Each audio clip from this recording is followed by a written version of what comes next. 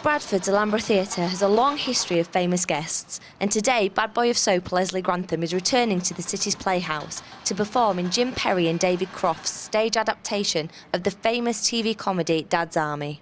There's a lot of stuff in the episodes that all the audience will love. There's the silliness of Corporal Jones, which the kids love. They've got all the catchphrases that you're doomed, they don't like it up and don't panic, stupid boy, and put that light out.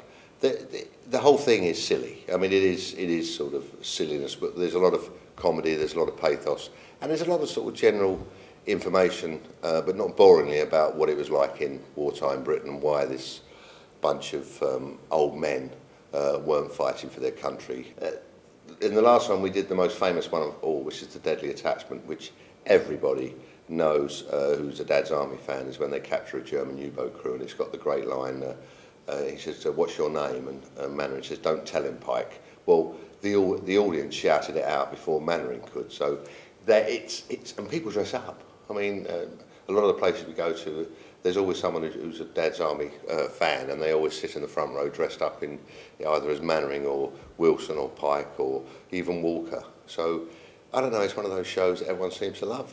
I love the theatre. I think if you ask any actor who's played here, the Alhambra is one of the greatest theatres in the country. The first time round, we couldn't understand, when we did the last 4 episodes of Dad's Army, why we weren't doing the Alhambra, but obviously there wasn't any spaces. You've all got to march on, so you've got to start. So if your right foot's forward, your left arm's got to go back, right? So you march like that, and then you just put your knees up like that. So it's obviously you have to. We've all got to march on at the same. So left, right, left, and you've got to stop. And the man who's given the command has got to do it sort of so you all come to.